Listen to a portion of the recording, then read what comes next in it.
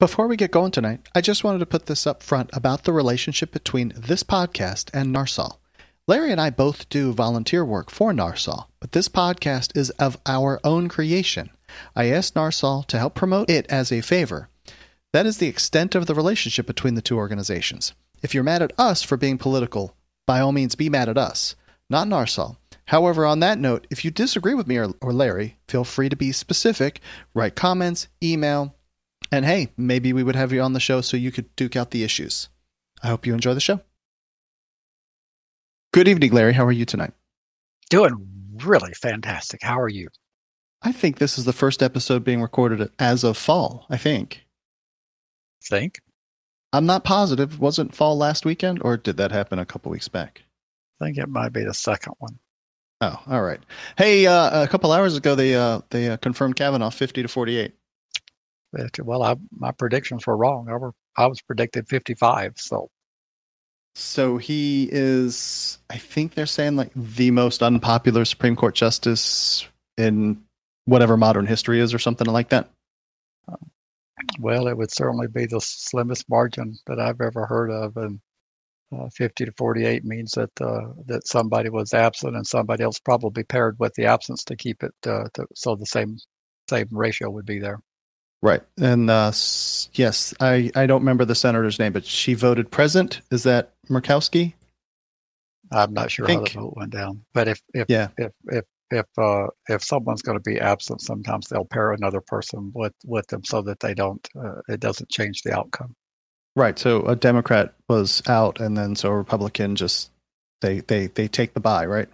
Yes.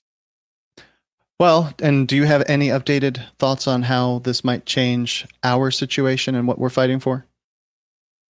It's too early to tell. We'll be getting into some articles that deal with the Supreme Court later in judicial philosophy, but we've looked at appointments to the Supreme Court through the years, and people have gotten it all wrong. I mean, Eisenhower thought that Chief Justice Earl Warren was going to be to his liking. He turned out not to be. It turned out to be I think Eisenhower referred to him as the biggest mistake he made because he was too much of a liberal. And more recently, we go through the decades when Justice William O. Douglas retired in 1975. We had an unelected president, and of course that could have easily been used as the same doctrine McConnell used. They should have said in 1975 that this appointment belongs to the next elected president, but they didn't do that. The unelected president, Gerald Ford, was allowed to appoint a justice, and there was a great concern about he was going to be shifting the philosophy of the court dramatically to the right because Ford was a conservative, and ended up he appointed a fairly liberal. I don't think he knew it at the time, but John Paul Stevens turned out to be somewhat of a liberal. Then more recent than that, we had George H.W. Bush appoint David Souter. David Souter was thought to be a conservative, and he turned out to vote more often with the liberal bloc. I'm not suggesting that Kavanaugh or Gorsuch are going to magically become liberals because their history doesn't suggest that, but I will suggest that no one can really predict what they're going to do. And if they keep an open mind on cases, we just have to hope for the best because they're there for their life. They're going to be there for 30, maybe even more years. Yeah, I mean, RBG is 85, I think. And so these two guys, Gorsuch is my age. He's in his late 40s, and Kavanaugh's only in his early mid-50s. So they could totally be there for 40 years. So when you say RBG, not a soul knows who you're talking about. He's talking about Ruth Bader Ginsburg, who's an associate justice of the Supreme Court. Yeah, she's about 100 pounds and 1,000 years old. And every time you see her in the type of public, she seems to be under a blanket. Have you noticed that? Seems like to be shivering under a quilt. Well, she's 100 pounds. She's got like negative 5% body fat. And anything that just the slightest little breeze strikes her, and she's probably freezing to death. But yeah, Justice Ginsburg is up there, and the maybe the next replacement for the president. She's going to try to outlive Trump. She may have to live 6 more years. Jesus. Yeah, I can think of other things that I would rather. But we're going to kind of cover this in a minute. But Gorsuch has voted, quote unquote, in our favor at least twice that I know of. when you say in our favor, you have to look at the issues of which way he's voting and what the issues are. Sometimes the issues are different than what you think they are, like the case we're going to talk about with Gundy a little bit later. The issues in Gundy are far different than what people think they are, and we're going to cover that. Yeah, and then I can't remember what the issue was the other way, but he sided with the liberals for a completely different reason. It just so happens, they vote black and white, even though his reasons for voting it were very different. Yeah, well, that was on the case of void for vagueness when the right.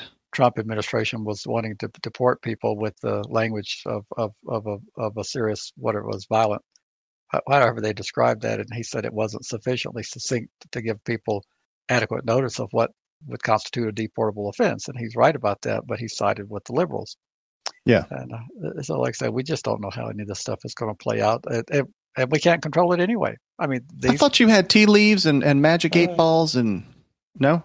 These people are beyond our reach. The only thing that is they can be impeached, but it's a very high bar, and I'm not sure that a Supreme Court justice has ever been impeached.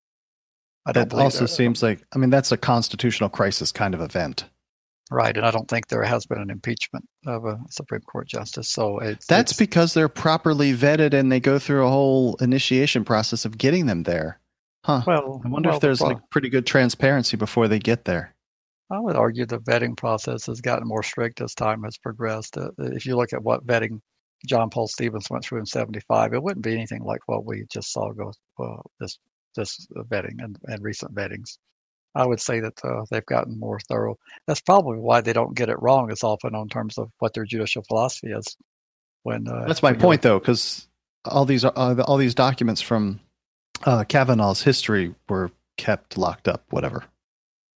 Well, the possibly some of his executive, he worked in the executive branch, but his judicial work is not locked up. They're published opinions. They're out there to be absorbed and studied.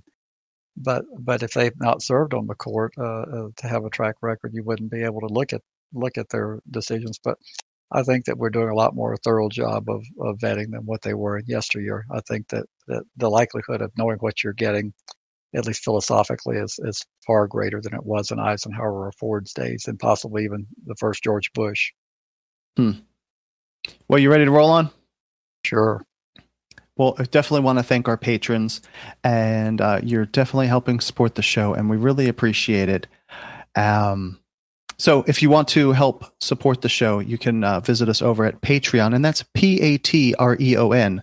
I got a comment from a friend that said, no idea how to spell Patreon.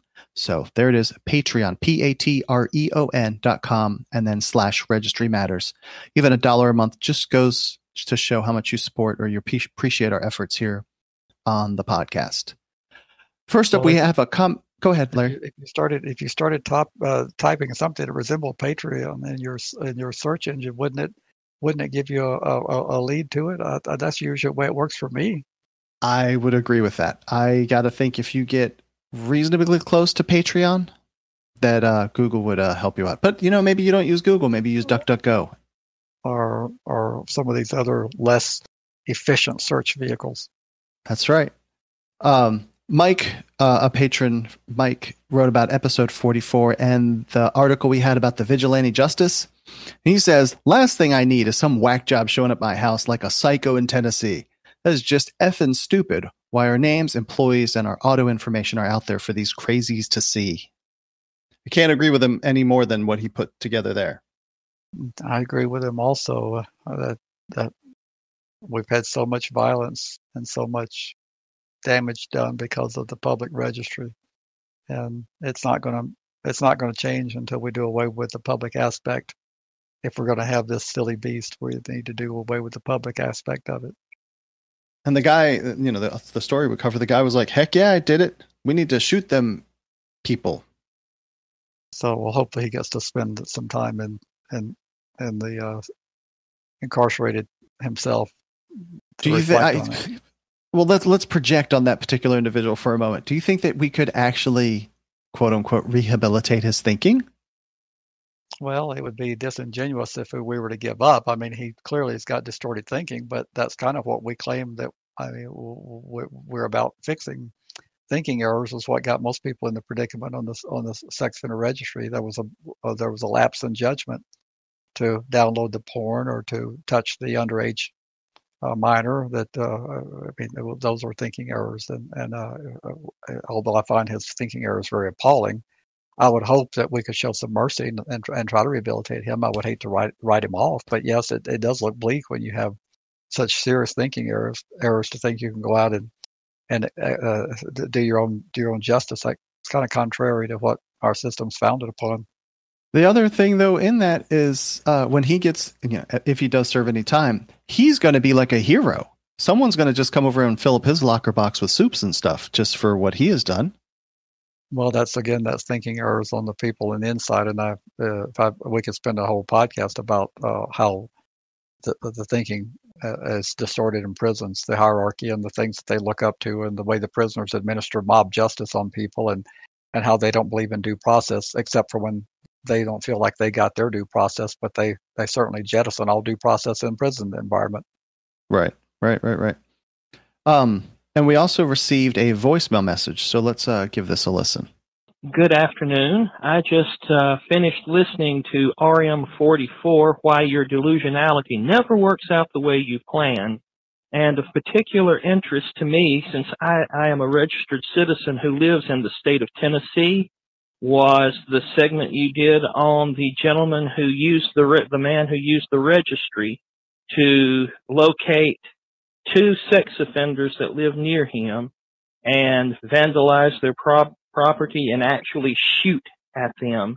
And I was wondering, just a question for discussion, at what point is this type of incident going to reach the critical stage to where the courts will no longer be able to overlook the fact that the registry does constitute cruel and unusual punishment, because it gives violent vigilantes a roadmap right to your house. If they don't know where you live, they take your street address, plug it into Google Maps, and they can get a turn-by-turn roadmap to where you live and do harm to you or your family or both.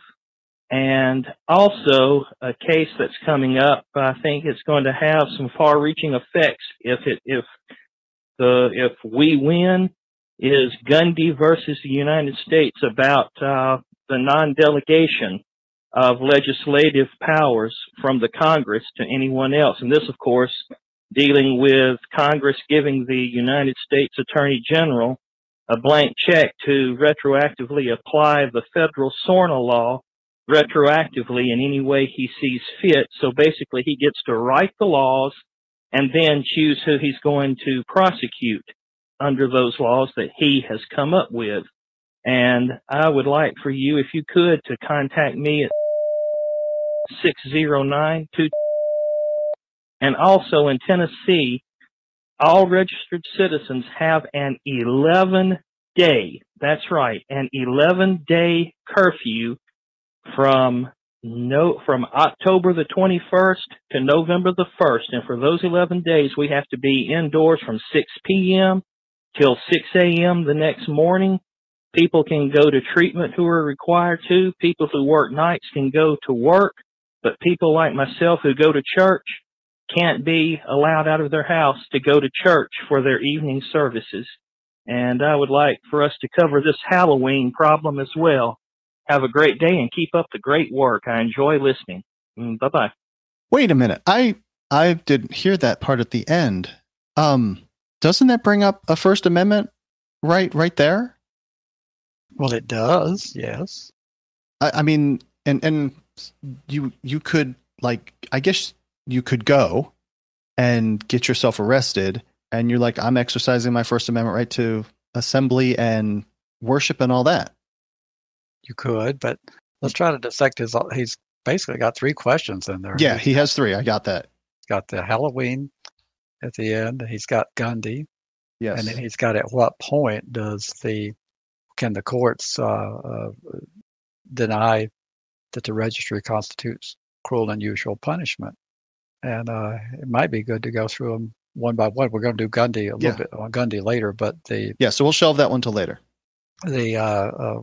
In terms of the 11-day restriction, the the presumption is that anything that's enacted into statute and signed by the executive of the state or the federal, with the case of the president, those legislative acts are presumed to be constitutional. It's presumed. The courts, through 200 plus years of jurisprudence, have decided that since they are the legislative branch, that they are directly answerable to the people to create public policy, that there's great deference afforded to the elected officials. The judicial branch affords those acts great deference. If a person believes that they're unconstitutional, they have to raise that challenge, which means that the registered offender population, one or more of them in Tennessee, are going to have to raise that as a challenge.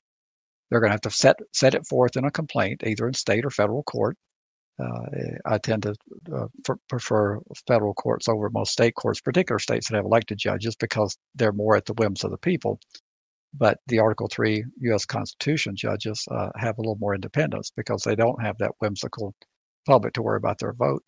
And they need to bring these claims and assert them in a court of law and show that the violations are happening and see how the chips fall. To my knowledge, I don't believe the 11-day restriction has been challenged in Tennessee.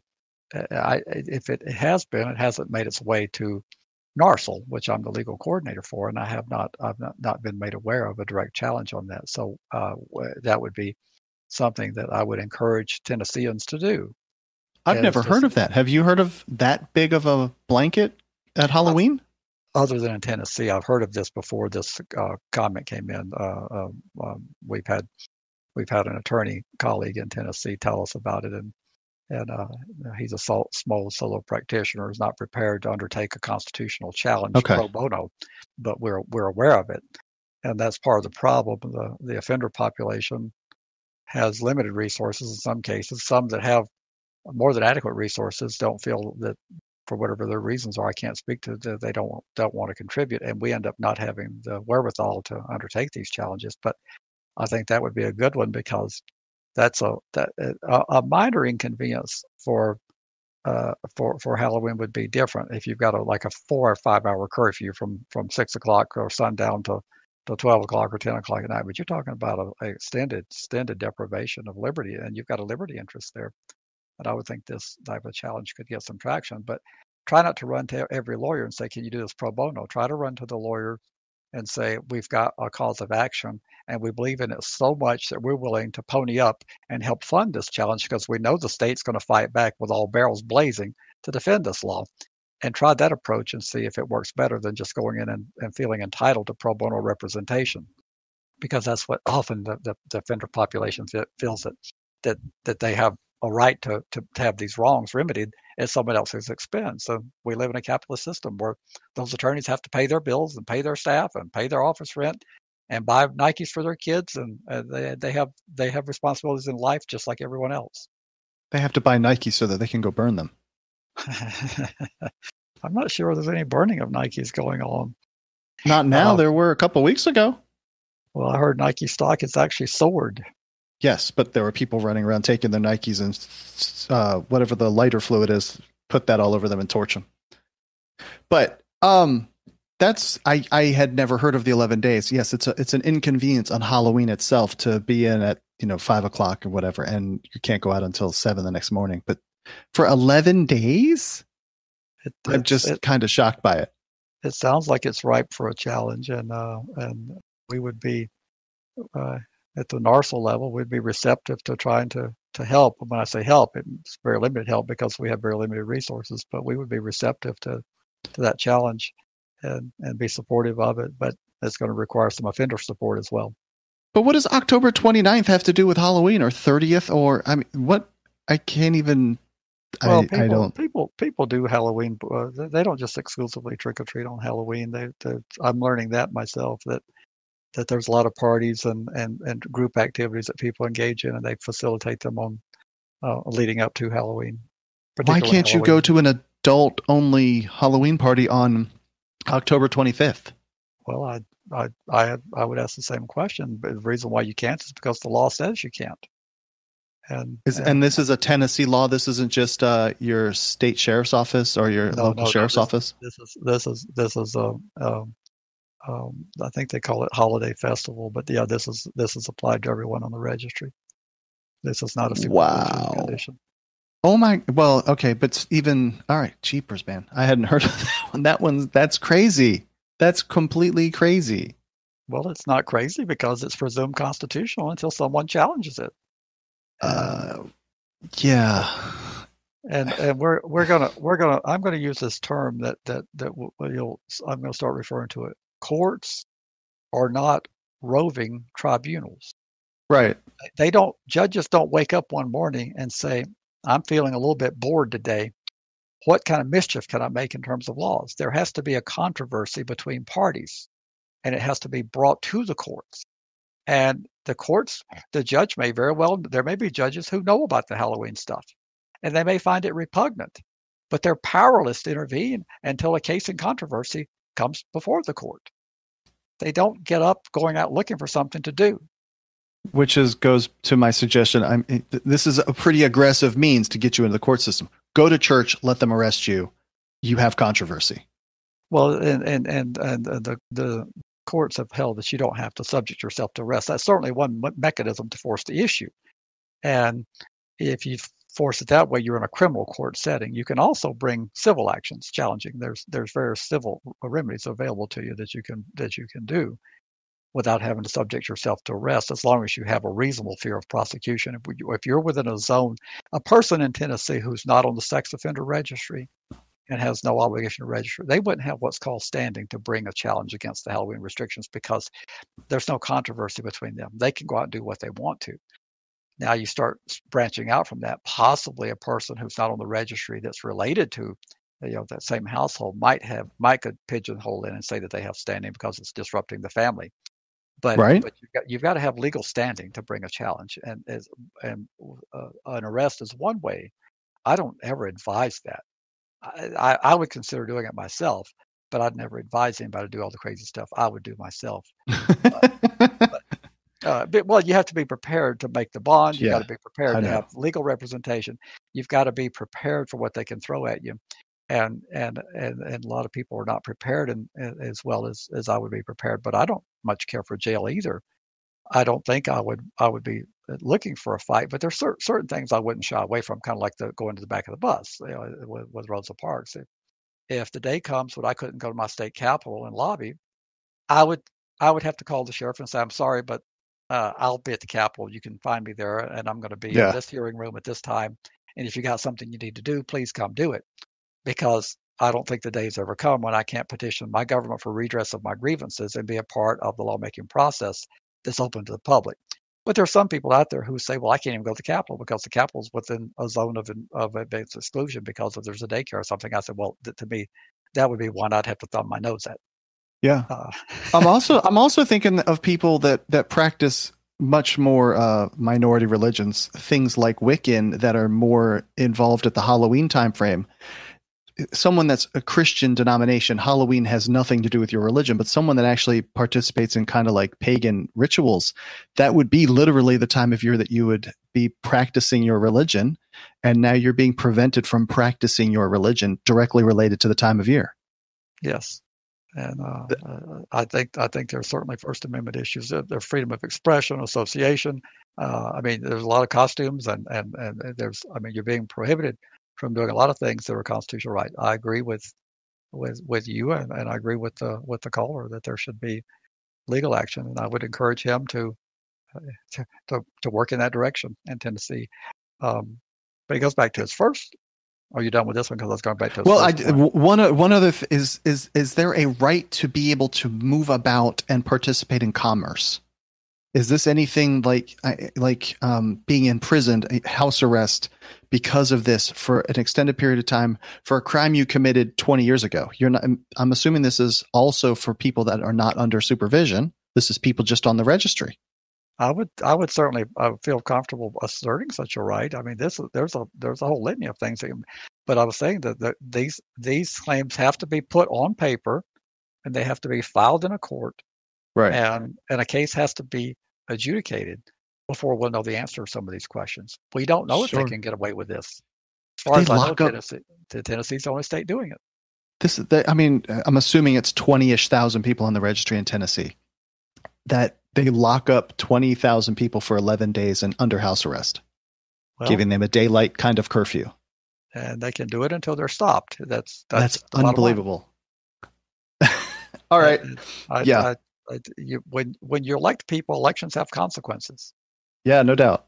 But back to his first question about when does it rise to the level of being cruel and unusual punishment? There again, since the court is not a roving tribunal, the issue that he's raising about the violence, that has to be set forth in a civil complaint, that the registry is punitive because of this, and then specific instances have to be put in the complaint about how this is punitive, and be such prepared. As your house being shot up. Yes, be prepared to show a direct correlation. Remember, the burden is on us as a challenger to show that the legislative branch got it wrong, because this case, it's presumed that they would not enact an unconstitutional statute. And in this case, the guy said, I did it because they're sex offenders. In this particular case, the proof would be more compelling. But then you start having to take some leaps of faith there. Or, have you been shot at since you've been on the registry? This is an isolated incident. So if the state it gets served with that complaint, they're going to say, well, we've got 20,000 people in the registry, and as far as we know, there's been 7 instances of harassment reported to us. So these are isolated incidents, and they can be dealt with on a case-by-case basis. Now, this is not what I believe. This is what a defense attorney for the state of whatever you pick, Tennessee or whichever state it is, that's what they are going to say. But if it saves one, they're going to say, to defend the statute, their job of the Attorney General of the state of Tennessee is to defend the statutes that the legislature enacted and the governor pinned out as being the law. And they're going to think of everything they can to defend those laws. And some of it sometimes is disingenuous, and we're going to get to that later in Gundy. But yes, they will do their best to preserve this act by whatever means they can, and to shoot down every argument you put forward. And the presumption is in their favor because the law is presumed constitutional. But going specifically to this vigilante guy, the shots could have been fired. Goes to the door. Your kid is standing there just waiting to go outside and play with one of their friends. And now a bullet goes through the kid and kills the kid. It's an extreme example, but it seems highly plausible when you just have people randomly shooting at your house. And we're getting more data. I mean, there's been enough killings to where these things are less and less isolated, and they can't hide that it's the registry causing it. But that's what they will try to do despite those. Right? But it's up to us to assimilate all that data and go in. Every type of people in the registry are reluctant to report to the police, and I don't blame them, but they're reluctant to report to the police because they don't feel like the police give them a fair shake. I think we had that on a conference call not too long ago on NARSL in Action. We had talked about that. People are reluctant to report these incidents to the police because they don't feel like the police are all that sympathetic. But the more data we have in terms of harassment, the better compelling case you can make when you're trying to assert the constitutional challenge that this is resulting in punishment, and it's state orchestrated punishment, because these are tools of the state that are being utilized to inflict that. So the state is complicit in harassment, discrimination, housing discrimination, employment discrimination. There's all sorts of things that the state is complicit in, but we're going to have to prove that. And that's what most people don't understand is that the judge doesn't wake up one day and say this shit's kind of bothering me. And he can't say, hey, clerk, don't put this case on the docket for us to hear it next week. They can't initiate anything like that either. No, there has to be a case in controversy between parties. So there has to be an aggrieved party. Yeah. And that aggrieved party bears the burden of proving the state enjoys a presumption that you don't enjoy as the challenging party. And what kind of cost do you think would go into these kind of challenges?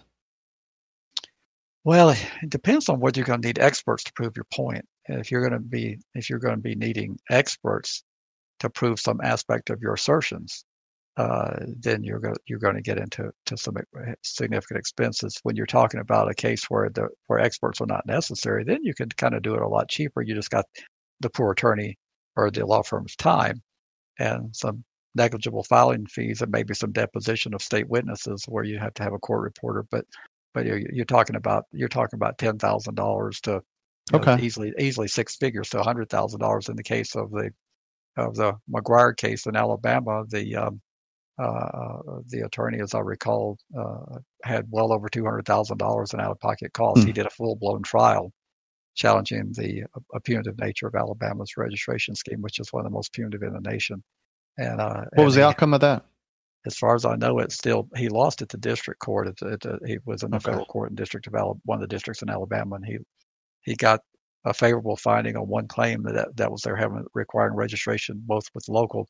If you lived in a municipality, you had to register with the city and with the county. So the court struck that as being excessive, but they found everything else to be within a zone of a regulatory scheme. And last I checked, it was online on appeal at the 11th Circuit in Atlanta, and there had not been a decision rendered on that case. But he had over $1 million in billable hours had he been able to collect that. And he was representing his own brother in the case. But now I know which case you're talking about. $1 million is really hard for most law firms to justify, even the larger law firms, to write off as uncollectible. Right. Even a solo practitioner that makes a couple $100,000 a year, for them to then pro bono $1 million is 5 years of labor. Yeah, and that's basically what this thing has been dragging on for years. And he also got some outfit out of DC to help with it, and part of that $1 million, I think, was for their billable hours. But if they don't win, those funds will never be collected. And so these challenges can be very expensive, and it always kind of tickles me when we live in a capitalist system and people don't recognize that capitalists have to be paid. I mean, you never get a pro bono furnace replacement. You never get a pro bono engine rebuild. You never get a pro bono anything except the lawyer. And the lawyer, you're willing to go in. I mean, when you go see a physician, you don't ask for pro bono. So there's some nice physicians out there that do write things off and take discounted rates. But there's no expectation of pro bono anything except with the legal profession. And if you're being wronged, there's this mentality that since I'm being the aggrieved party, I shouldn't have to pay for the remedy. And I've never quite understood how that comes about. Well, let's go on to this article from The Guardian. There was a lot of shame. Meet the sex offender who is not a sex offender. Now, we're going to get back to Gundy later, so the listener thinks we've forgotten about it. We haven't. So we're going to get back to his thing with Gundy. Okay. This case comes out of New York, and this gentleman is on the sex offender registry and did not commit a sexual offense. He kidnapped. Can't say that that's really one of the better crimes that you could commit, but to that, kidnapping in my state could be like you say, hey, you get over here. You intended to move that person forcibly. That could be attempted kidnapping. But because he did that, and this is only a couple years old, he's on the registry. What kind of strikes me in this article, though, is the claims he's making about the oppressive nature of him living in New York City. And there's got to be all kinds of stuff just right behind a wall somewhere. There's a daycare in some office building. You're just walking down the street and you can't be 1,000 feet from a park school daycare. There's got to be all kinds of stuff just hidden right behind a wall somewhere that no one would have any reason to be there, but everyone is just so densely populated, packed in there. What's 25 million people, 30 million people in New York City? That would be not quite that many, but yeah. Oh, well, it's more than there are people living in Nebraska, and but how it would be really hard to function in that kind of environment with everything being packed so tight. I'm assuming there could be a daycare on the 50th floor of a high rise. Does it count vertically also and horizontally? Well, that's an interesting question. I bet you the answer is no. I bet they like compress that down. There's a daycare. You're on the corner. It's still 1,000 feet away. It's just up.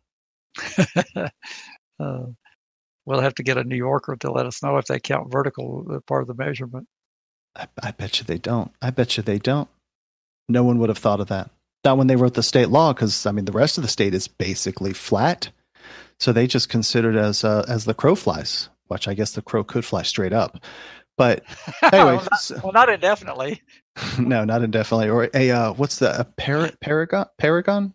The ones that can go like 200 miles an hour straight down. But anyway, so a little digression there. But he can't, he says, in addition to the 1,000-foot or 300 yards rule, they wrote it to where there's 1,000-foot restriction and 300 yards, which is 900 feet. That seems a little odd to me, but he can't have animals. He can't hitchhike. He can't cross-dress. Those are standard conditions for sex offenders. So. Cross-dress? Really? Yeah. Or participate in sexual fantasies. And this guy kidnapped. He didn't do a sexual offense. Well, but he's on the sex offender registry. What's the connection of him not committing a sexual offense and being on the registry? Well, there's a lot of states who encompass within the registered population of false imprisonment and kidnapping of a minor, and that was one of his victims of his shenanigans was 14, and he says he thought he was over that, but he was 14, and he was trying to extract ransom, and so that puts him in a zone of a crime against a child, and that's a registrable offense. So the supervising authorities for the period of his supervision are putting standard sex offender conditions on him. And it said there's like 48 conditions of 1,000 feet, and then the 300-yard rules, which I'm a little unclear on the 300 yards rule. Did you understand that? I saw it in passing as I was reading through it, and I was like, are they just writing 300 because it's kind of sort of 1,000 feet? But no, I mean, it's listed as a separate thing. Another one on here, I will not submit to any medical procedures meant to enhance my sexual functioning, such as penile implants. Like, what? Does that mean you can't take Viagra? That's what it means, yes. I'm baffled at, like, there is a mountain of evidence to show how good getting the release would be. And then, of course, having relationships with people, like legitimate adult, mature relationships. And it's like, go live in a box, don't come out. That's just how all this stuff feels. It doesn't feel very well thought through as far as how an individual is supposed to function post your prison time. Well, this is a case where I'm going to try to make contact with the legal team and see if it's anything that they might want an amicus brief on. But yeah, it seems kind of common sense. If you're going to be in the sex offender registry, you probably should have had a sex offense, but that's not the way it is. It seems like, I mean, just like the lady in Virginia that I always bring up, just, hey, I didn't report that my kid was having sex, so I'm on the registry. She would be subjected to similar rules and regulations that she would have to follow because she didn't report that her kid had sex. So she can't go cross-dressing. Well, they may not have that rule there, but the 300 yards is places where children congregate. So you've got 1,000 feet of school grounds, and then 300 yards are where children congregate. Now, just out of curiosity, do you have a yardstick with you everywhere when you're going? Do you?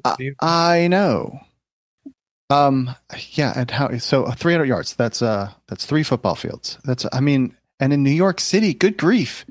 It says he could be standing on one side of a Manhattan block and the other side of the building, totally unbeknownst to him. There could be a playground, skating rink. You would literally have the entire city of New York blocked off to sex offenders with those conditions. There's just no way. Anyway, so that's a fun article about. I can't even figure out how those and they only list 6 of the 47 of the 48 things, and I shall be in my approved residence between the hours of 8 p.m. and 8 a.m. And I'm assuming that this is while he's under supervision, that this doesn't apply afterwards. And I don't remember seeing how long he's on supervision for. I mean, if it's a year or 2 years, it's kind of tolerable. I'm not saying it's good. He's been kind of a bad boy, so he may have. They do say that. Yeah, he's been. He might have a fairly extensive. He might have a pretty long sentence going on for him then. So he might very well have a long period of time. But I'm going to read this federal lawsuit and see what I can make of it. Well, that's a fun one. Let's move on to the Washington. Who says it? Mark Levin Compost. Is that who says this? What kind of wacky weed are you smoking tonight? Oh, okay, wacky weed. Mark Levin, the super duper conservative screaming talk show host. Yeah, he calls it the Washington Compost. Yes, that's Mark Levin who uses that. This article is from the Washington Post. Don't forget about Kavanaugh's troubling legal philosophy. This one goes a little bit more into the propeller head side of things that you will be far more adept at covering than me. But just how the different justices and how they, I mean, it would be hard to argue that none of them know how the Constitution is written, but then they would all then latch on to the various methods and ideologies behind the Constitution and so forth on how they would side with things. So tell us what you think about what's going on here. Well, I put it in here because it gives me a chance to talk about a lot of our people think they're for things that they're really not for, but they sound good. The law is very confusing, and you hear these simple phrases like a strict interpretation, a textualist, an originalist, and to the average person that sounds good, because you grow up thinking the founders were such geniuses that they got everything right, and that there's no need for us to even second guess anything, and you think that those phrases that you believe in those phrases, but what's flawed about that thinking is that it doesn't take into account how society evolves, and the evolving standards of things that we would not tolerate today that we would have tolerated back in colonial times. And so this appointment, he may be a textualist, and to some people that sounds really, really fantastic, except for when we have the situation like we had in Nebraska with the case we talked about, I think 2 podcasts in a row, because I was so fascinated about the case where the conservative state Supreme Court in Nebraska, they did a textualist interpretation of the statute, and the textualist interpretation did include by literal reading, a person who an adjudicated juvenile in another state who locates, if you are a person, which language says anyone who locates to Nebraska while who is required to register in another state, another jurisdiction or territory of the United States, has to register in Nebraska. And so the textualist said, well, they could have said anyone other than an adjudicated juvenile. They didn't say that. So therefore, we're going straight by the text. And if they want to carve out an exception for juveniles, they can do that. Well, that's the risk you run with a textualist. When you don't consider intent or the purpose of the law, then you can come out with some rather troubling results. And it is true that the Nebraska legislature can fix that, but at what cost and what damage to the individuals? If the state lights them up like a Christmas tree, which they're planning to do, as soon as they can get District Judge Koff's injunction lifted, how much damage will be done while we're waiting for the Nebraska legislature to fix it, assuming that they're inclined to fix it, even though they don't register juveniles in Nebraska that are adjudicated in the state of Nebraska? How much damage is going to be done? Well, I put this article in here because this is one of the follies of textualism. You think you're for it. You think you're for originalism. Well, if you're for originalism, then you cannot oppose the death penalty, because the death penalty was widely used in colonial times. There was nothing cruel and unusual about it as far as the execution of a person who had received due process of law.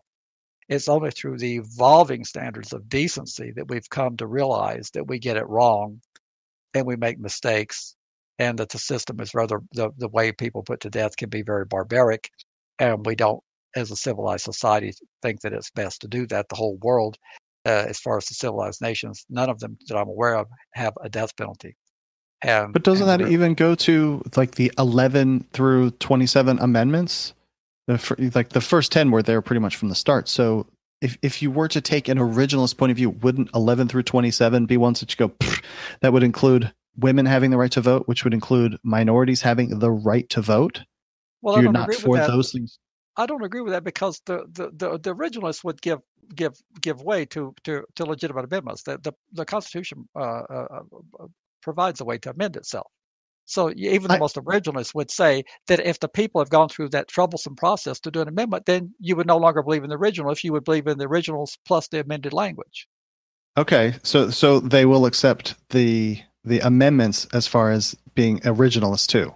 Well, because that's what the originalists provided, a process to change the Constitution. They didn't want it to be completely stagnant. They wanted to provide a mechanism for adjustments, but they wanted it to be a very difficult document to change. Right. It feels to me that if you're going to say I'm an originalist and I stand by what the founders wanted, well, the founders wanted it to be modified.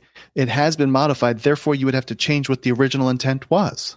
Well, you can do that. We could abolish the death penalty just like we abolished prohibition. And Scalia wouldn't have any problem with that if we did a constitutional amendment to abolish the death penalty. But he doesn't want to do it through judicial fiat because he's legislating from the bench. And he's saying, hey, if you people find the death penalty that objectionable, then you need to do something. My robe doesn't entitle me to do that something. And so a lot of our people have things that they don't like that are public policy questions. They're not constitutional questions. And they get mad because the judges don't do something.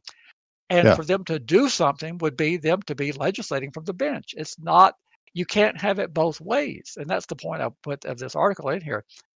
Since our audience tends to be on the conservative side, I suspect that more people listening to us are happy that he's been confirmed. But don't be shocked if you get decisions that you can't explain because you'll say, well, gee, that's not fair. Well, that's not for him. That's not for his role. He's not to save you from a bad public policy that you enact. He's only to save you from a literally unconstitutional action. And not agreeing with something doesn't make it unconstitutional. Right. Yeah, I do understand. I've run out of ideas as far as questions to ask you because I'm now on your side, I guess. I don't.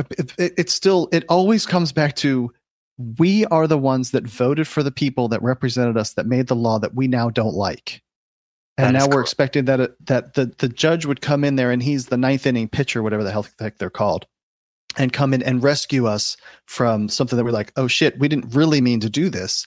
Well, you did mean to. That's how you voted. That's how you got where you are. And that's what we've got. And it's our fault. And we have to then go get our legislator to change what we like the Halloween stupidness. We voted for the legislators in Tennessee to say, yeah, we think that an 11-day house arrest is okay. And until we go say, no, that's not okay, then we get to get locked up at 6 o'clock for the 11 days leading up to Halloween. And there's a potential of a constitutional challenge there that might gain some traction. But it's a whole lot better if you don't make these public policies to start with. Because just because you don't like it doesn't make it unconstitutional. I happen to believe there's some unconstitutional aspects of that. But every bad public policy is not unconstitutional. And so the black robes do not come in as a neutral party and say, well, we're going to second guess what the lawmakers did because this just doesn't seem quite fair to us, or that there seems to be a more efficient way. I could have thought of a better way to do that.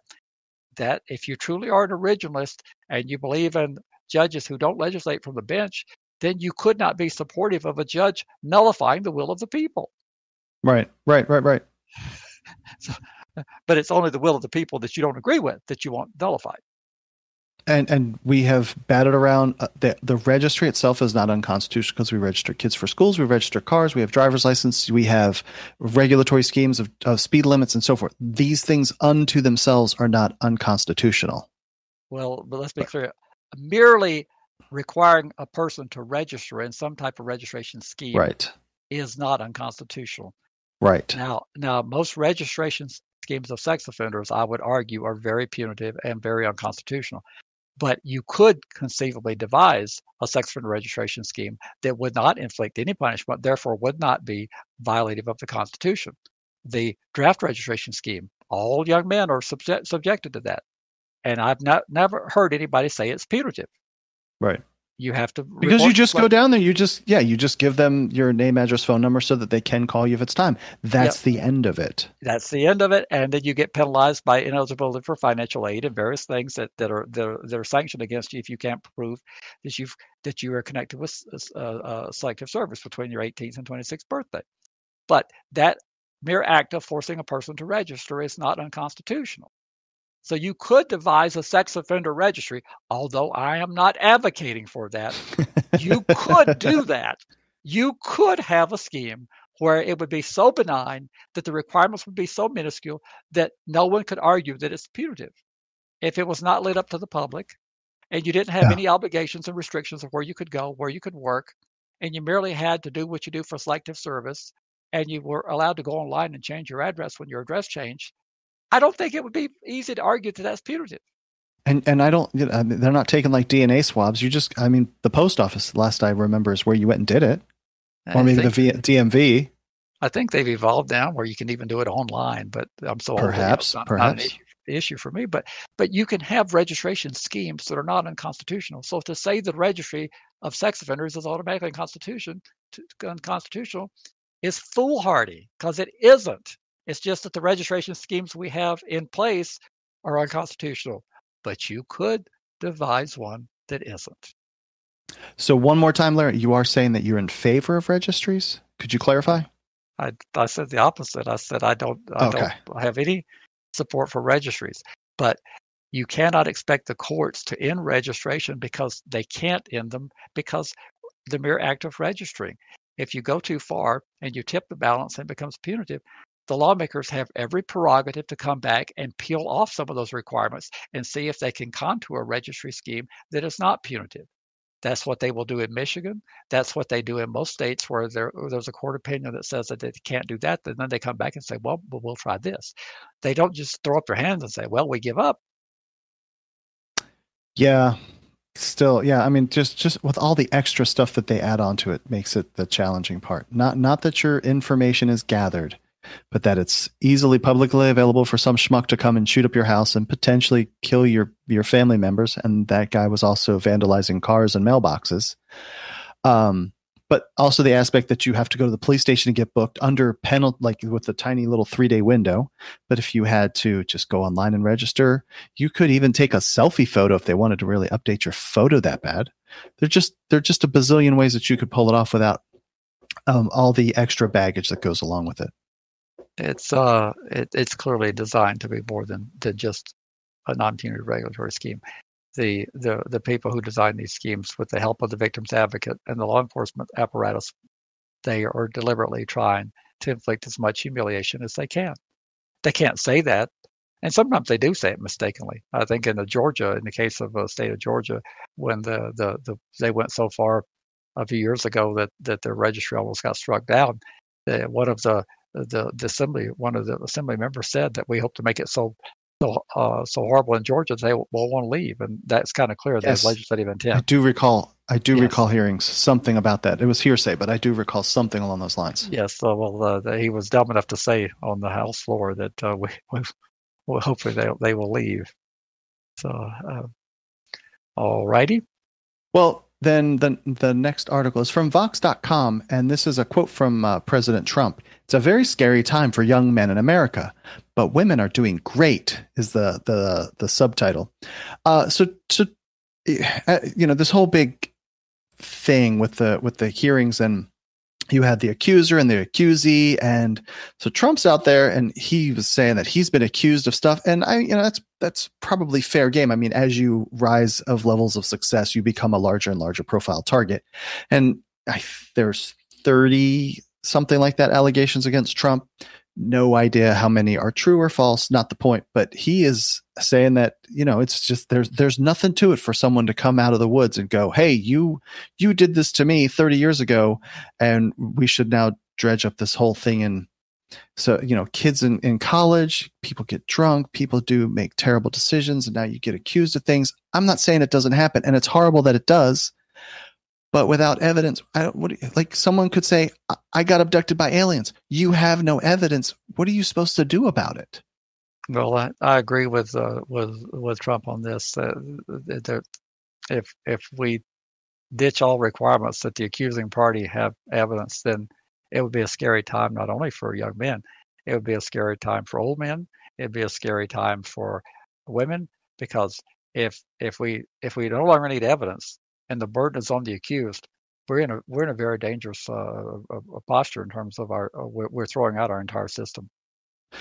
There's a link in the article that points to another one that says that the research has found that false rape allegations are very rare.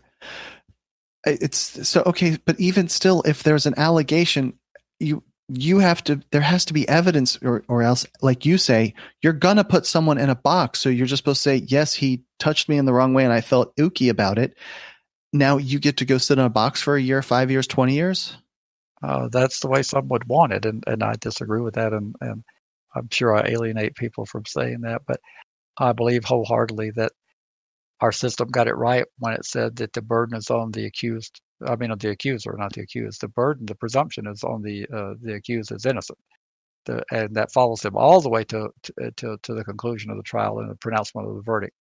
And, if you don't have evidence, and the sexual crimes, we've had this discussion before, is the only place where we would tolerate this. I mean, we can go through a litany of crimes, and domestic violence, I've talked about it before, is extremely underreported. But when there's a dispatch for domestic violence, there has to be evidence of domestic violence. Now, I can't say that the evidence is always legit. It is possible a person can self-inflict, but there has to be evidence of the violence before there is a charge of domestic violence.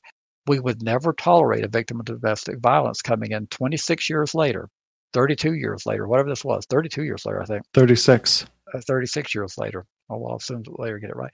We would never tolerate that and say, oh, we're going to charge with domestic violence. Does that mean that you're not sympathetic to people who are victims of domestic violence, both men and women, which the predominance is, of course, is women, but of course you're sympathetic to them. It's tragedy that there's violence taking place and that people are not being held accountable. But we can't go back years later and create a fair adversarial process, because the people that lived in the apartment next door that heard the pictures falling off of the walls are not there anymore. The evidence just doesn't exist anymore that would have supported the charge. It's tragic that you didn't come forward. It's tragic that you had domestic violence inflicted on you for 10 years. But there's not anything we can do about it from a legal perspective. One similarity, though, it seems, is we were just speaking of our people, the registrants, not making claims to the police because they're like, oh, hey, you're on the registry, F you get to get harassed. So now you're reluctant to come through and make some kind of allegation, even if it's true, And so this seems to be the same thing. Many of the women are saying that they don't feel comfortable or they're not believed. They don't want, this Dr. Ford woman, she's been doxxed. She's been threatened. She's had death threats. No one should ever be subjected to all that. If she has a legit claim, let her come out and make her claim. There's no reason to go turn around and trash the woman's reputation. On the flip side, let her make her claim. Well, and she made it. She did, but just the collateral damage of doing it. People get doxxed all the time in this modern era. I'm familiar with the concept. Yeah, and that's a very cowardly way of handling your issues with someone. Also, yes, I mean that's effectively making a public registry over someone. Yeah, I would say to the people who dox, you are total losers. Yeah, to go stooping for someone's personal information to release it to try to hurt them shows your total lack of character. You are doing nothing that's positive for society. You're a losing individual if that's all you can do. If you can't engage, rather than doxing me, call the podcast and let's have a conversation about these issues. But otherwise, I consider you a failure in life. And I don't intend to stop the podcast because of that. So I'll go ahead and say, yes, I'm one of the doxed, and I have the same reaction Mitch McConnell has to it. And my reaction is, you're a loser. Did he say that?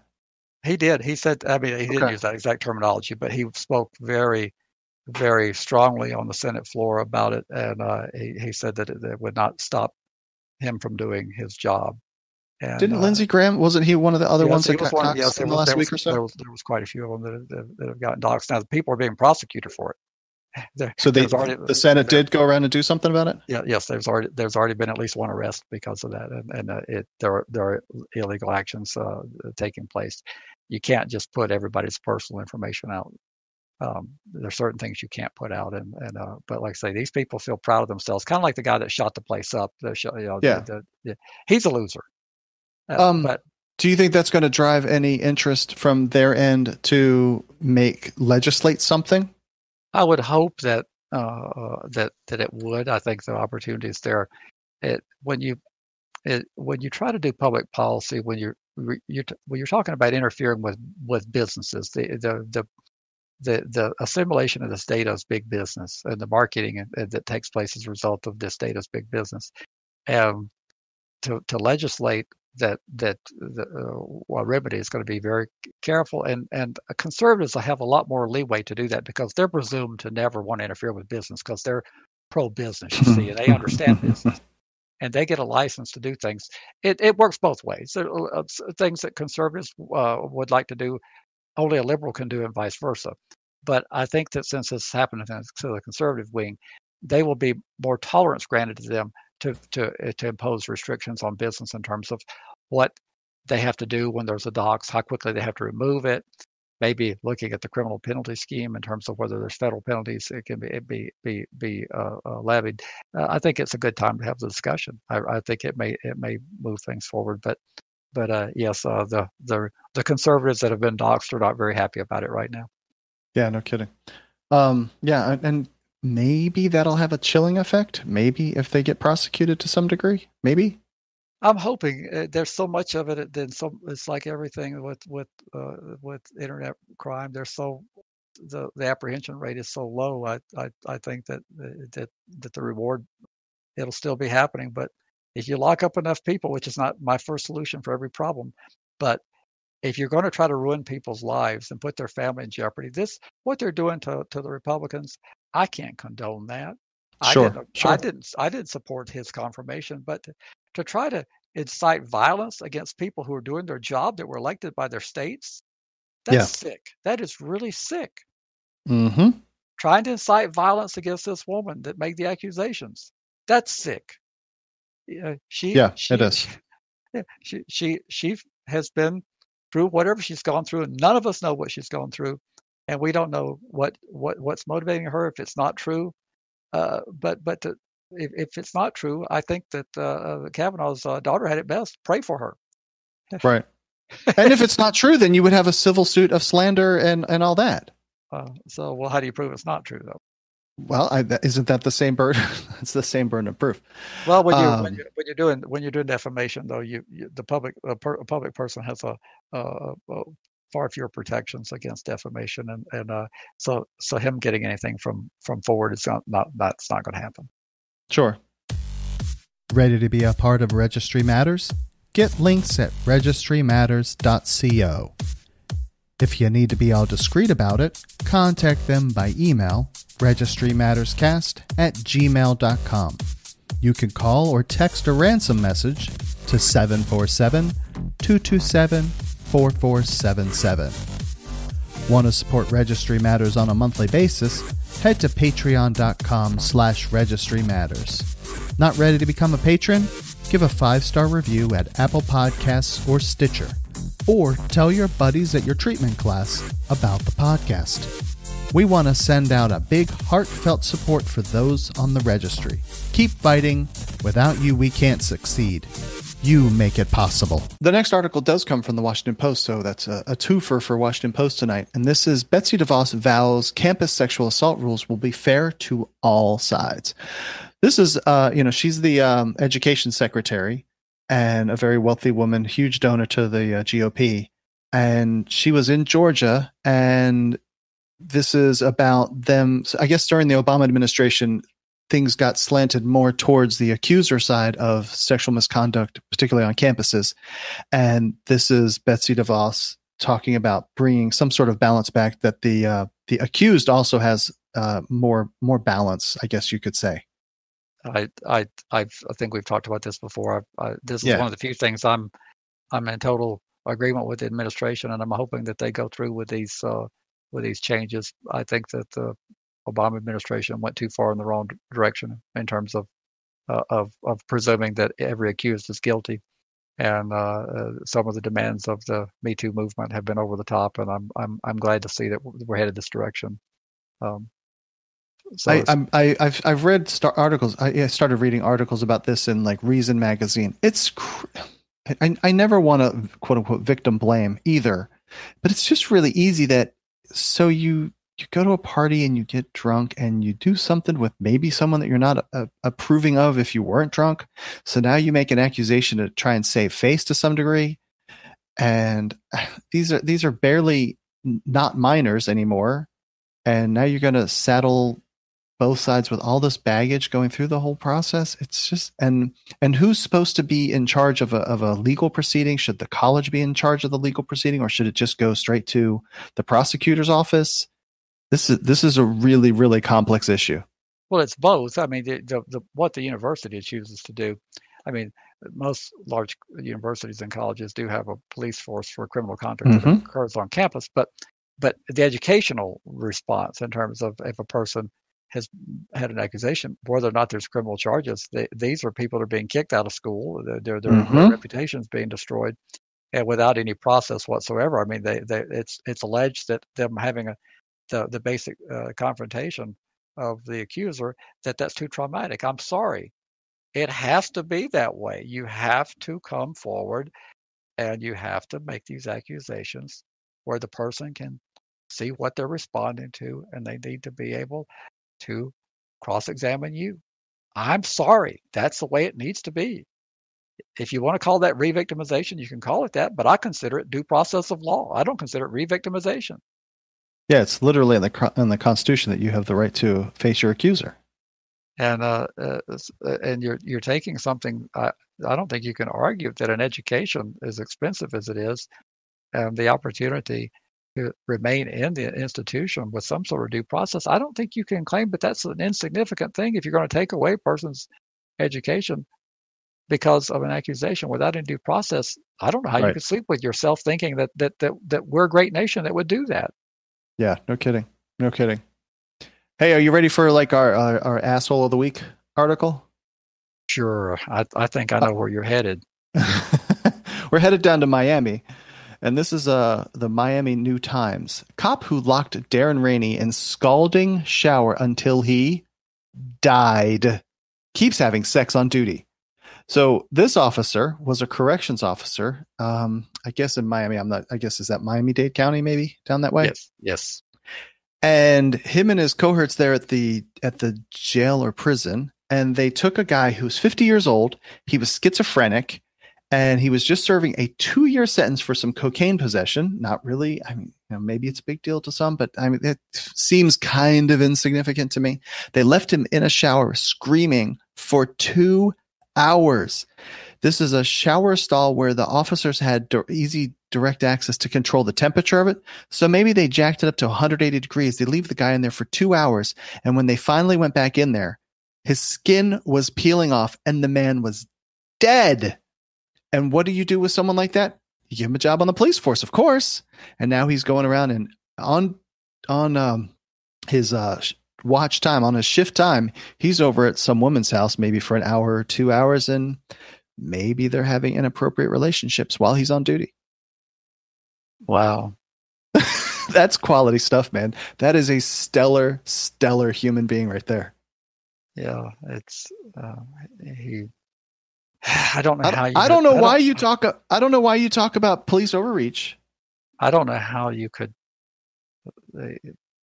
How could you be in a room next to someone dying and screaming because you're inflicting pain on them and not be moved by that? I mean, what type of individual? If this is true, and it looks like Internal Affairs validated it and he got fired, how could you do that? Well, this is an almost identical article to the police transport one we covered 6 months ago, where they were pooping and peeing on each other in the van with no air conditioning and no food. It's the same sort of thing. How are you the person that is willing to put that punishment on people? Oh, wow. Well, apparently he's been rehired by another agency. That's what you do with these people. That's awesome. Never any criminal charges. I mean, he's complicit in the death of a man. How does that not bring charges? That would be the DA's office that doesn't bring charges, correct? It would be, but it's difficult to get a conviction on anything like this, as we found out with all the many attempts. We just recently got one in Laquan, if I pronounce it right, McDonald in Chicago, but you seldom can convict officers. They get the benefit of all the doubt. This is also a married individual, and they have photos of him at his girlfriend's house, with rose petals on the bed and him sitting on the floor in his officer's uniform. It looks like he's throwing down some sort of food or something. That's good times right there. I mean, that is a prize winning person right there. That should, I don't know, Nobel Peace Prize material, perhaps? Yeah, well, I think this was good to talk about from the accountability point of view. We had the conviction in Chicago, and he was immediately taken into custody. The officer that shot 16 bullets into Laquan's body. Right. I know what you're talking about now. Yeah. The conviction, of course, it's not for first degree. He's facing anything from, I think they said, from probation up to 6 years for the actual death. But at least there's some accountability there. We're not going to stop this until there's accountability from the officers, for the officers, and that accountability comes from us as the citizens. If you sit on a jury, don't assume that the police officer can do no harm, do no wrong. Don't assume that don't give them all the benefit of the doubt. You go where the evidence takes you. Yeah. And like the one in Vegas that got shot in, that was wearing a pair of skimpy briefs, boxers, right? Yeah, and crawling backwards, and it got shot by the jury. Didn't convict him. I think it's a fair argument that you should never die at the hands of police, except for in the most extreme circumstances. The rule that if the police feel fear, that gives them the fatal, what's the word I'm looking for? They have lethal authority if they feel threatened. That is garbage. I mean, I'm sure if you're like in a gang-ridden town, then maybe the rules should change, but I don't know, dude. Maybe the rule like the citizens have, that you can't use deadly force unless your life is in jeopardy, and that reasonable fear has to be what a reasonable person would fear in the same or similar circumstances. Well, I can't see how with a machine gun and you've got a guy on his hands and knees with a pair of panties on. I don't know how you would be. I don't know how you would feel fear when you can clearly see there's no weaponry anywhere on his body. Yeah, unless he's suitcasing it. So it's like, really, that's not a reasonable fear. I can't say what was going through his head. He may be so paranoid that he was psychologically not fit for the police department, but that fear was not reasonable. And if they would apply that standard, then perhaps maybe we could convict some of these people. Yeah, but there is that different standard that if they just have the threat, something, just that little bit of fear, then they can use lethal force. That's what I'm saying. That should be done away with, and they should use the same standard that's used for an ordinary citizen. When you use self-defense, you've got to show that your response was reasonable in view of the totality of the circumstances, and that reasonability is determined by how another person faced with the same or similar circumstances would react. And I would not shoot a person who's wearing a pair of skimpy shorts that has clearly no weapons anywhere and is on their knees. I just can't see a fear that's reasonable there. And 16 shots? I mean, did he say bang, bang, bang, stop, bang, bang, bang, bang, bang? So, I mean, that's a lot of shots to get hit with. Did all of them hit the victim? I think in the case of Laquan, it was 16 that hit him. Jesus, that hit him. That could have been more that didn't. Just a teenage boy running, and I get on my soapbox about police misconduct. If you want to fire me up, that's one that does it. We talked about, what was I just going to say? We talked about something recently. Oh man, I just lost my train of thought when I yawned. Because you got old timers. I know, I totally have old timers. All right, so now I have to mark something that I have to clip out. Well, then from Slate, liberals courted Neil Gorsuch's, would that be Gorsuch's, How do you pluralize Gorsuch? Liberals courted Neil Gorsuch's vote to strike down a terrible sex offender law. They're playing with fire. Let's touch on this first. So this is about the Gundy case, but the first thing in this article that I want to hit right off the bat is it says, so the Sex Offender Registration and Notification Act, SORNA, a draconian 2006 law that established a national sex offender registry. You have some thoughts on that right there? Well, there is no national sex offender registry. You mean the 800,000 of us were not going to the federal registration office and giving them our information? That is correct. There is no national sex offender registry. There is a national search vehicle where you can search the nation's registries to try to find a person who's registered and who's publicly listed on one of the states or one of the territories' registries. But there is no national sex offender registry. That's fascinating. So here we are in this article. I mean, Slate's a pretty big publication, and they at least got that little detail wrong.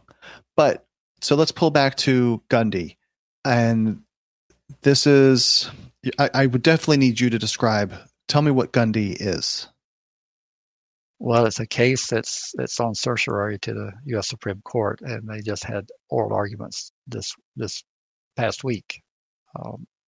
Mr.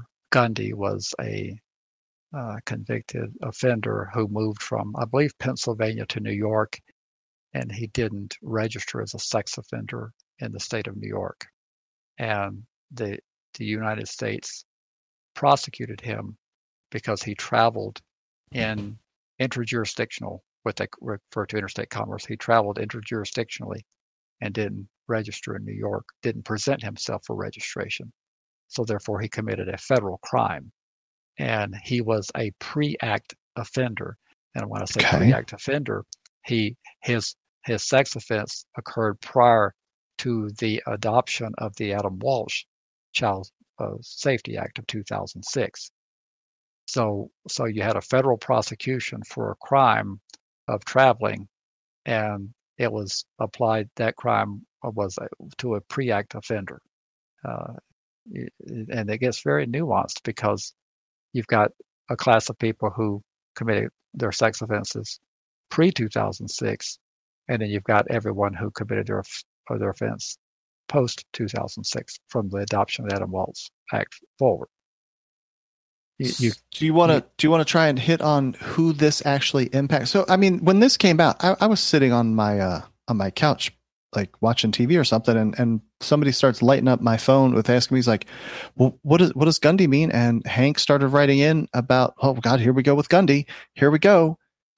Okay, so someone that is convicted in California and they were convicted in California state court in 2002. And I don't know, and they're off supervision, and it's 2018, and they moved to Nebraska. Does this impact them? It very well could impact that person because they would be a pre-act offender. And all right. Under the federal law, they would have a duty to register in Nebraska as long as Nebraska wants them to register. But they must report into Nebraska registration authorities and register. If they don't, they're violating federal law. And what's really confusing people is the 2006 Adam Walsh Act. We probably should cover that. It did not create sex offender registration. Registration's been around since 1947 in California, and then 1990s, I think 1990 or 91 in Washington State. And then all throughout the 90s, the rest of the states adopted some version of registration. I think maybe 97, 98 was the last state that adopted a registry, which means that you already have an obligation to register prior to the Adam Walsh Act. The states already had registration schemes. So when you look at 2006, that did not create the duty to register. But what the Walsh Act was dealing with was many things, and one of them was a group of missing sex offenders who had traveled interjurisdictionally, and the state that they had traveled from was happy that they were gone because even with a low rate of recidivism, it's even lower if they're not in your state. So that state celebrated the fact that they were gone, and the state that they had traveled to didn't know they were there because they didn't present themselves. You had an off-the-grid situation where people could opt out, and in order to try to do something about that, there was a criminal component inserted, a criminal statute inserted into federal law that those who travel interjurisdictionally can be federally prosecuted because the feds have vastly superior resources.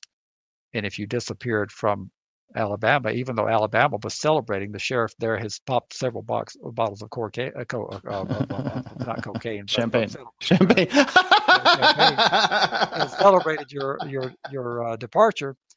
That's not, according to most people, a sound national policy.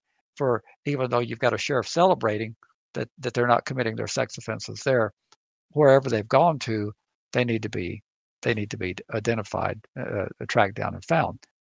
So the federal apparatus comes in and says, well, we've got you federally, similar to the interstate flight to avoid prosecution. You interstate moved and you didn't register in the new state, so therefore we're going to charge you. Well, the Adam Walsh Act delegated to the Attorney General of the United States authority to determine how they were going to deal with pre-act offenders, and the pre-act offender is anyone whose offense occurred prior to that date. Well, if you got that argument was there was 100,000 missing, who knows what the real number was? But there were sex offenders missing. Well, any attorney general serving the United States government, regardless of which president, it could have been Janet Reno, it could have been Eric Holder, it could have been Robert Kennedy. Any attorney general given the power to decide whether or not to apply. I mean, can you imagine what would have been said if the attorney general had said, well, one of the reasons why they passed this darn thing was to get the 100,000 missing sex offenders back in the system. But I'm going to kind of give them a free pass, and I'm not going to worry about them. I'm going to worry about people who travel from this day forward. I don't think that attorney general would be very popular, regardless if it was Reno or if it was Holder. And so any attorney general that was given the discretion to decide what to do about pre-act offenders, they were going to decide to go out and try to find the pre-act offenders who had vanished and prosecute them. Well, that's what happened in Gundy's case. And Gundy's arguing that was an improper thing for the attorney general to do, to be given by Congress the authority to determine how to deal with pre-act offenders. Congress should have guided the law enforcement and given them precision instructions of how they wanted this. And Congress didn't make those decisions. They went ahead and said the attorney general can figure out. So the attorney general not only decided to federally prosecute the people who were pre-act that traveled interstate, the attorney general also recommended to the states that, as far as I'm concerned, I give you a recommendation. It's not binding. It's just merely a recommendation that you can apply all the enhancements that the federal law is recommending to your pre-act offenders, because what the states could have done, they could have applied the new registration standards to only people convicted or who committed criminality, sexual crimes after 2006. They could have said, we're going to have an old registry that lasts 10 years and it's law enforcement only for the old people. And we're going to have a new registry for the new people that have these enhanced requirements that are 15, 25 for life, and you have to report more frequently, and you have to give us more information. That would kind of undermine the efficacy of whatever legislation you have. Arguably, if these enhancements were going to make the system more effective, it would take many, many years before the number of post-act offenders would equal the number of pre-act offenders. So you would have a registration scheme where the states would have a group of people that would have to register for 10 years, like, for example, Nebraska, and they would automatically roll off of the registry and they would be non-public except for the ones that were risk rated level 3. Well, that just served the purpose of SORNA because the feds were wanting to get most everybody publicly listed. So the attorney general said, as far as I'm concerned, you're good to go on applying these new requirements to the pre-act offenders. Now, this did create your obligation to register. This said, go ahead, and in my opinion, you can apply these more harsh conditions to the pre-act offenders because it's still a civil regulatory scheme.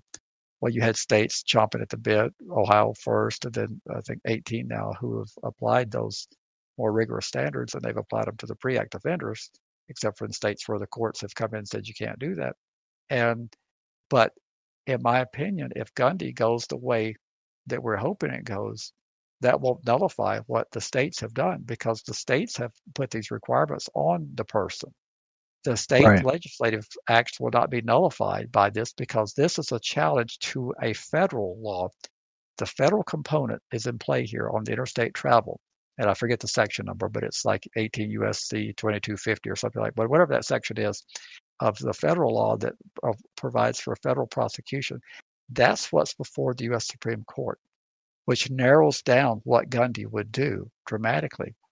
What Gundy would do for the sex offenders would be that anyone who's had a federal prosecution that's a pre-act offender, meaning their crime occurred prior to 2006, they would be able to come back and say, well, that conviction should not stand because the Supreme Court decided that the Attorney General could not prescribe that I could be prosecuted. And they could arguably have, if they set aside Gundy's conviction, anybody who fits that fact pattern could have their federal conviction set aside.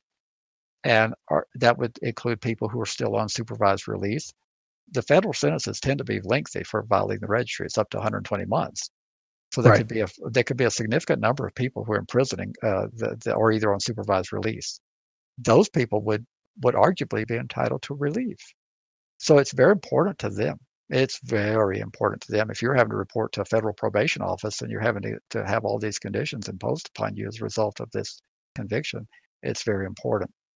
There could be spinoff beyond that, where it could be those federal convictions can be used in state court to enhance you. So say a person got convicted in 2008 for traveling in interstate commerce, and they served 3 years in federal prison, and they're on supervised release, and they picked up a state charge because they couldn't find a job, and they picked up a state felony charge, and the state used that felony as an enhancing tool, and they gave them a very lengthy prison sentence in the state.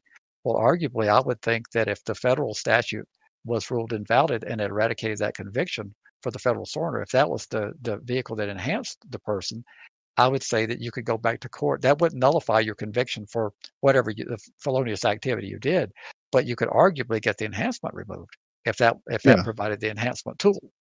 So that's another group of people that would be possibly entitled to relief. And then you've got states like Texas where the people petition for removal, and the Attorney General comes in and says, well, we would be happy to remove them, but if we were to remove them, the federal standards are 15 and 25, and this person has a tier 2 offense if we look at the federal tiering, so therefore they're not eligible for removal.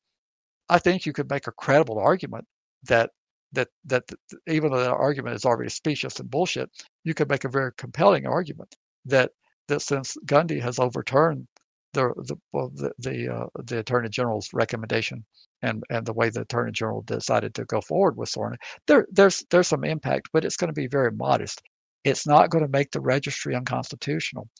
And I hate to say that on this podcast because I know that there are people that are disappointed with that, but the impact is going to be very modest. The much larger impact this is going to have is where the real meat is, and that's on the delegation. Congress does a lot of delegating to administrative agencies, and conservatives, particularly on things that they disagree with, don't like the Environmental Protection Agency. The oil industry feels like they're trapped with too much burdensome red tape with all these rules they have to go with that have never been enacted through Congress. You've got the Occupational Safety and Health Administration. You've got the Consumer Financial Protection Bureau. You've got all these agencies where they promulgate stuff without it going through Congress. That's where there's going to be a whole lot more. If you get a conservative alignment on the Supreme Court and they look beyond the scare tactics that the Solicitor General argued and what were held, saying that this would create registry-free zones, it would not do that. But if you get beyond all those specious and those red herrings that they threw out there, and if they decide to rein in the delegation clause and give more precision in terms of what can be delegated, that's where there's going to be a much more dramatic impact. In my view, the impact on the sex offenders is going to be relatively modest. It's a step in the right direction. But I don't see it as being this cure-all, end-all that people are hoping for. And I've seen a lot of electronic traffic about how this is going to be the beginning of the end. It's going to be a beginning, but I think the end is going to be some time away. And I mean, for the vast majority of people, it's been 12 years since the AWA kicked in. I would think that the majority of the people on the registry have been convicted since then. This does little to nothing to help them. Well, if they're a post-act offender, this particular case, I don't see how would be of much use, because clearly you've got plenty of advance notice that you have to register. There's a federal statute that will swoop in and prosecute you if you don't. So if you're a post-act offender and you travel interjurisdictionally, then I don't see how this is going to be of much use to you. But the people are missing, and please don't miss that there's a state registry. New York could have already prosecuted him had they known he was there. They didn't know he was there because he didn't report in. And this doesn't do anything about state prosecutions. It's already against the law. If Nevada has a broad enough registry, and they have one of the broader ones that goes back a long ways, if their registry requires you to register, if your offense is covered by their definition, whether or not the feds prosecute you, Nevada can prosecute you for failing to register. Now, the time of the sentence in most states is not as long as what the feds hand out, but the states can properly prosecute you. And I don't see anything that would preclude. Here's what's going to happen. If they declare that this is pre-act offenders can no longer be prosecuted federally, what would preclude the marshals from finding these people and continuing their search? And once they find him, saying, Nevada, here we found him. And what would stop them from being prosecuted under state statute in Nevada? What would preclude the marshals from continuing their apprehension? The only thing that would preclude that would be if the conservatives would come in, like they're going to do on the EPA, they're going to come in and say, we need to dramatically reduce these agencies because a lot of their work is not valid. It hasn't been approved by Congress. And they're going to say, therefore, they don't need the large staff. I'll be curious to see if they come in and try to defund the marshals component that goes out. There's a particular component of the marshal services that tracks down sex offenders. And I wonder if they will be ready to publicly propose defunding the marshals and defunding the sex offender management, apprehension, registration, and tracking, the SMART office. I'll be very surprised if they want to do that defunding. That'll be one area of government where they'll be all in favor of keeping or increasing present funding. So, not such a great thing necessarily for us in the end. The one other thing that I never heard is that, I mean, you were saying that the state statutes might require you to register there. The states generally have some sort of clause that says if you've ever been convicted of a sexual offense in another state, you have to register. That's the reason that you have to go register in the destination state. Some states have more coverage than others. Some say it has to be an equivalent offense. Just the mere fact that you have a registration obligation in another state doesn't necessarily trigger an obligation. It has to be an equivalent.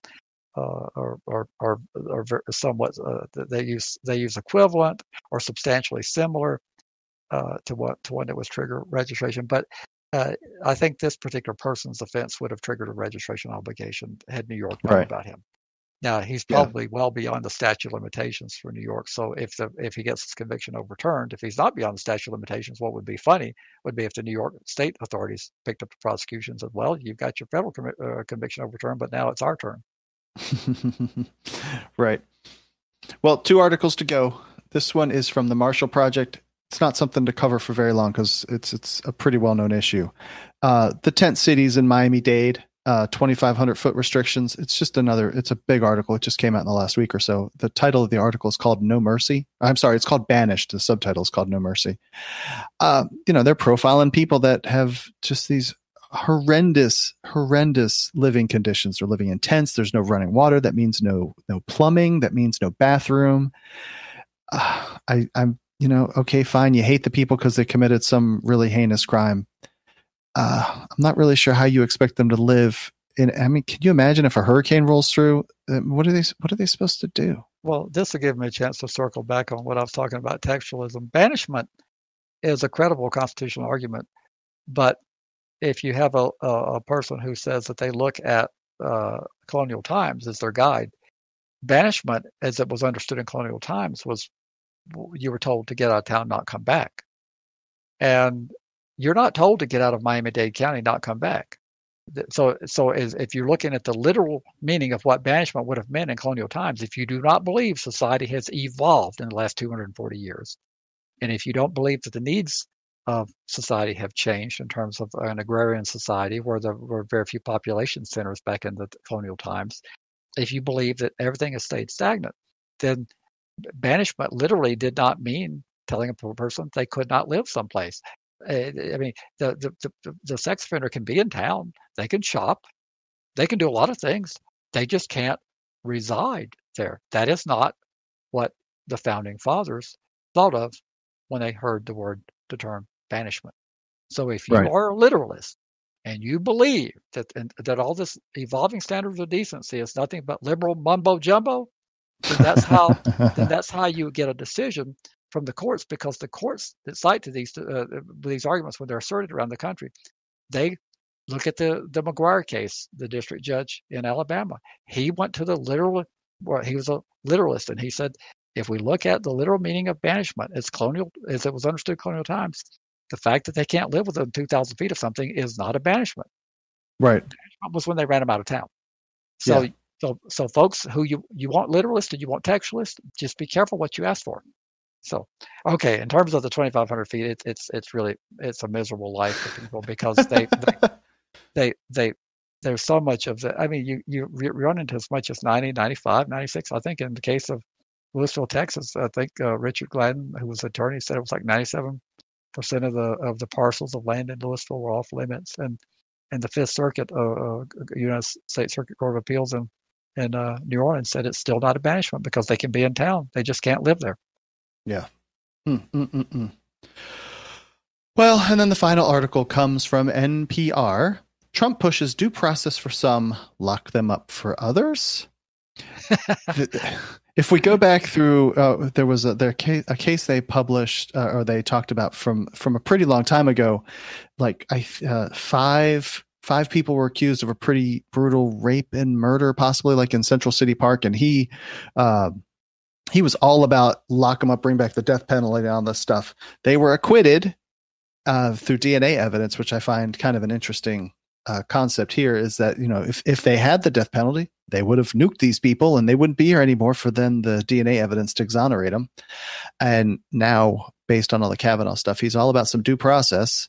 Just, I mean, people can have their own ideas evolve over time, but anyway. That's why I put this in here. I'm hoping that I've been disappointed in some of the stuff this president has said and policies he's pushed for. I mean, he effectively was the one who derailed federal justice reform in 2016 when he pronounced himself to be the law and order candidate.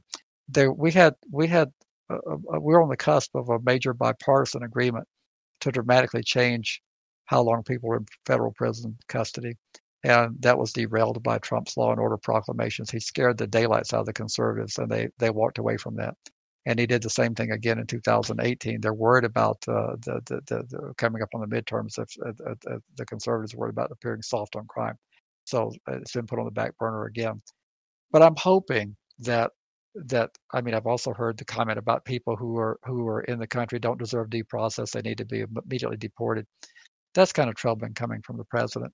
But I'm hoping that this experience with him being accused, and I don't know if any of the allegations are valid or not. I mean, I know he said with his own lips that he did the things on the Access Hollywood tape. But hopefully these people that have had these accusations against them, it will moderate their views from life experience. That's generally what happens to us. Our life experience helps us evolve, and I'm hoping that now Justice Gorsuch and Judge Kavanaugh and these people and President Trump, I hope that they, unlike Rush Limbaugh, who having been the victim of overzealous prosecution, according to his definition, I'm hoping that it moderates them and they realize that we need to go back and look at our system and make sure that we're meeting our constitutional requirements in terms of due process and that we're providing adequate protections for people who are accused. That's all you can hope for.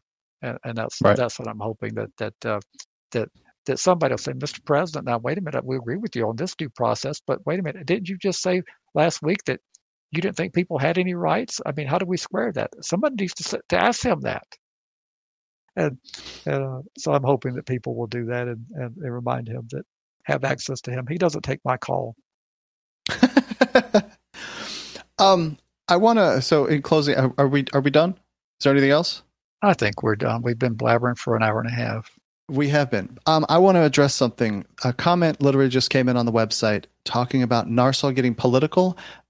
I think this person is referring to us getting political. And while you and I are both affiliated with NARSOL through doing our own work for them, this podcast is not NARSOL. This is something that my brainchild, so to speak. I invited Larry. It's a co-production between the two of us. This is us talking. This isn't NARSOL talking about anything. This is absolutely true. Maybe we should put that disclaimer in for something that we can record and say that the views expressed on this podcast are not those of any organization. They are the views of the cast. Yep. We're not representing the organizations when we're speaking here. And when I am representing the organization, I'll say that NARSOL may be interested in this or that, but these are the views of the cast. Yep. And when you decide to say 57 states, we know that it really actually means only 50. But so I just wanted to put that in there too. So I guess we should go through on how people can find us. How can they find us, Larry? I'll put you on the spot. Very carefully. Well, do you know what the website is? Let's do a pop quiz. I know nothing. All right. Well, the website is registrymatters.co. If you want to call and leave a voicemail, we did get like a very long set of emails from, I don't even know that the person left their name, but it was about 7 voicemail messages. They were very entertaining. It was really hard to make sense out of them. Love to have voicemail messages. Try again. It would be great. And that phone number is 747-227-4477. What else do we have? We have an email address at registrymatterscast@gmail.com. You can find me on Twitter at Registry Matters on Twitter. And then, of course, the best way to support the podcast is Patreon, patreon.com/Registry Matters. Well, it seemed like on mine, there was a fade out of one of those digits, and I love that 7 number again. So what was that phone number again? 747-227-4477. All right. Now I've got it. Excellent. So feel free, call in, leave voicemail, all that, send emails, and of course, support the podcast. And we would love you forever. I did listen to those. I did listen to those messages, and I was struggling somewhat to follow all. They were funny. They were entertaining. They were definitely entertaining. He was doing several takes, and when we got to the 5th and 6th one, but if he can succinctly make the point, I'd love to hear it. Yes, that would be good times. So thank you very much, Larry. As always, I appreciate it, and I will talk to you soon. Thanks, Andy.